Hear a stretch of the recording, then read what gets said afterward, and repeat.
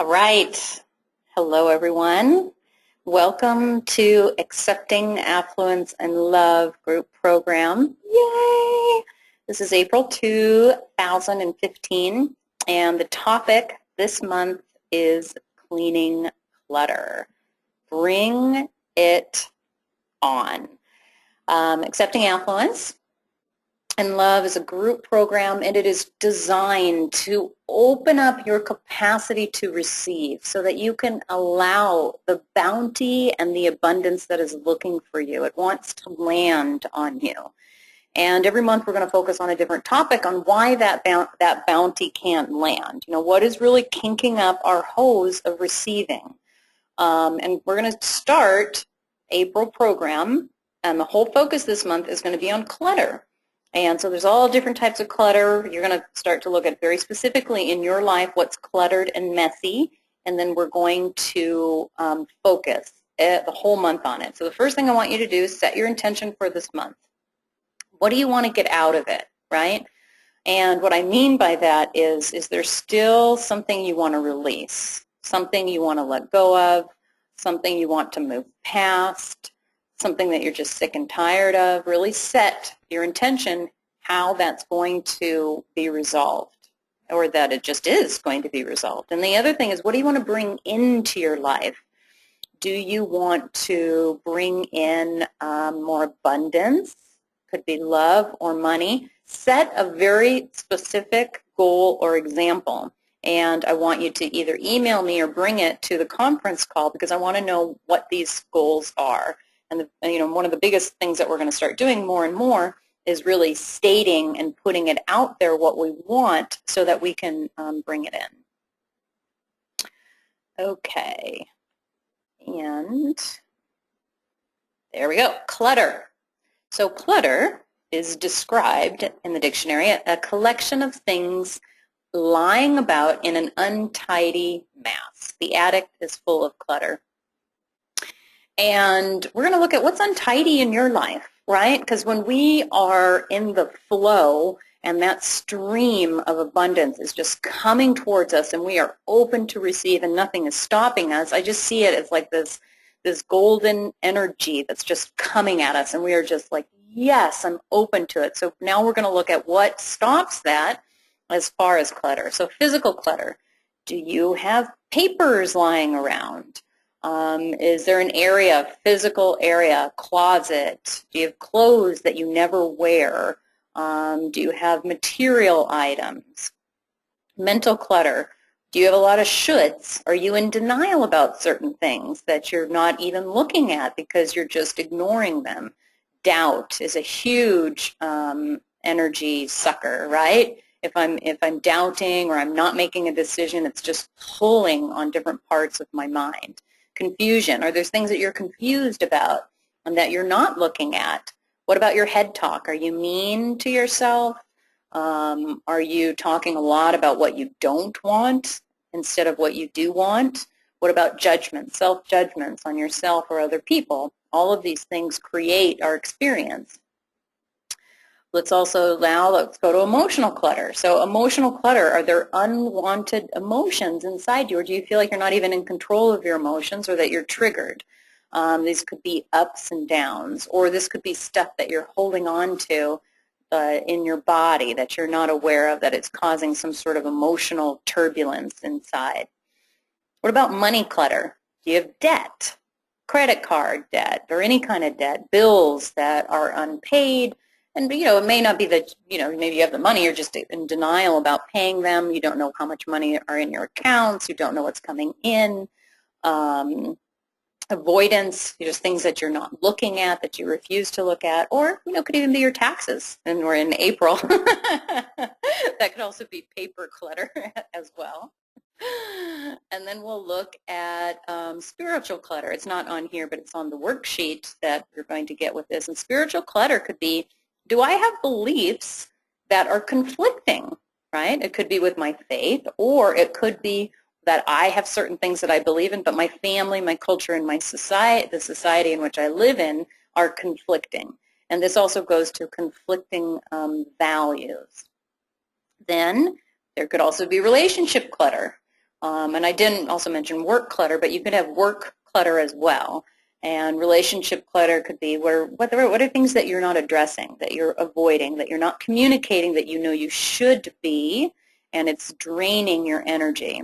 Or maybe there's still things that you're reliving or bringing up that happened either in your relationship, and that could be at work or a primary one, or maybe they're ones that you're not letting go of. So we want to clean up the clutter because it drains your energy. And as you start looking at your stuff, you're going to start looking, okay, does this give me energy or does this drain my energy? And very rarely, now I did know one person, she had a tremendous amount of debt, and you know, when we spoke, she had a place for that debt, she had a plan, and as long as she stayed on track of the plan, she still felt very empowered, and it really didn't drain her energy. And I thought was pretty phenomenal. There's been times that I've been in debt, and it's very draining to me. So that's one of the things that I just absolutely refuse in my life, is to go into debt, very heavily at least. But we start to look at your stuff. And another question, does it bring meaning to your life? And then if it's yes, keep it. If it's no, I would really question it. Or if it's not bringing meaning, then what is it bringing to your life? And this is just your stuff, right? Just your material stuff. And then you'd look at, okay, well, if my stuff, what is meaningful? And these would come from your values. Does it represent your values? If I have a certain piece of furniture, or you know, what is it about it that brings so much meaning? Like, for instance, I have a new office, and I love this office. It is beautiful, it's full of light, and I can just feel as soon as I walk in that I am just incredibly abundant. But these are as you start to look at the material stuff in your life. You do that in your relationships. You could do that literally with everything. Does it drain your energy? Does it give you energy? And then you look at, okay, if it doesn't, why not? Is there something I need to look at? What am I not looking at? And like I said, denial and indecision are some of the biggest energy suckers. Attitude. Do you have attitude or gratitude? A lot of times our mental clutter can be that it just is a bad attitude. And I don't mean that in like a negative sense as far as that in shaming, but just that we are looking for the wrong. We're looking for what's wrong, and it can just creep in. And so when we want to do it, our clutter, how does it make you feel? What does it say about yourself? Are you kind and loving and accepting about it? Or do you feel bad about it? And if you feel bad about it, then that's usually causing something else, right? And it causes guilt or shame, or it creates something else.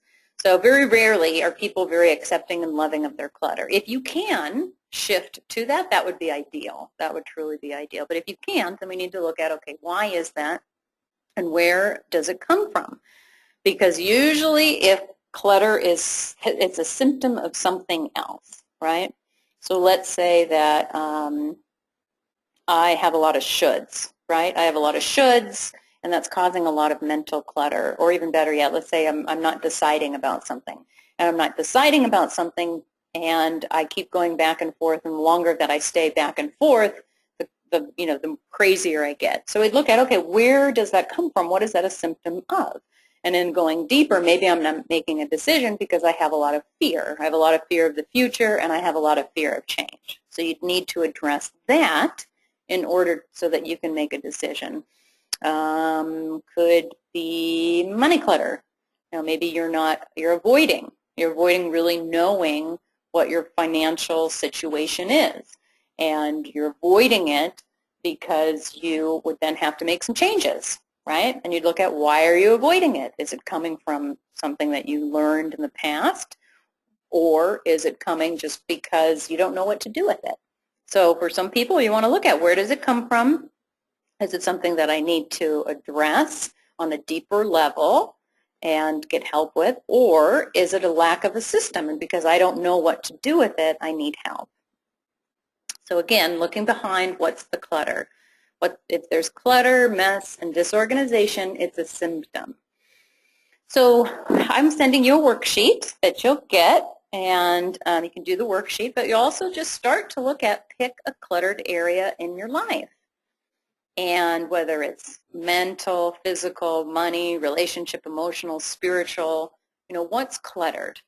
And then look at where did it first start? What led up to it? What are the patterns that created it? And what is the pattern that you're in now? Where did you learn it? And then also ask if there's a payoff, right? Because part of being a payoff and being denial is I don't have to do anything. Or I don't have to change anything. And no, there's not a lot of, there's none of you that are in this program that don't want some change and that take action to change in some way. So, but there could be other payoffs. I don't have to deal with it now, or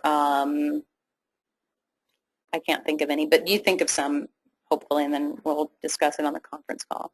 And then you want to ask, what would be different if that clutter was cleared and clean? How would that feel?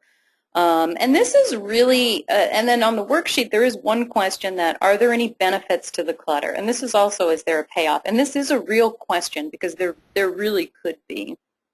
But then we want to look at, okay, if it wasn't there, what would that feel like? How would that be different? So action steps. What is one small step you can take now to cleaning up the clutter and clearing it? Then what are 2 steps? 3 steps after that. Do you need a system? Who will you ask for help? I should say that. And how will you ask for help? And what is going to support you in cleaning it up? And again, it's like, imagine that there is bounty coming to you, and because you're either confused or it just doesn't know where to land. And what we want to do is start to create more and more of where it can land on you. So this month, you're going to be cleaning up the clutter. I want you to do the worksheet. We have our conference call Tuesday, April 7th at 5:30 p.m. Pacific Standard Time, and then 8:30 p.m. Eastern Standard Time. I'm going to be sending you Accepting Affluence and Love secret Facebook group invitation that'll be emailed to you. We'll start celebrating, posting, keeping everything going. And then lastly, I also want you, and I'm going to talk about this on the call, I want you to start keeping an abundance journal. The biggest thing that you can do right now is start to document and talk about all the great and wonderful things that are coming into your life. So that concludes the webinar. I'm going to keep these nice and spiffy, as there's lots of other good things that will be happening throughout the month. I welcome your feedback, and I look forward to talking to you this Tuesday, April 7th. And if you have not scheduled your one-on-one clearing session, I want you to email me and we'll get that scheduled. All right. Have a wonderful week. Bye.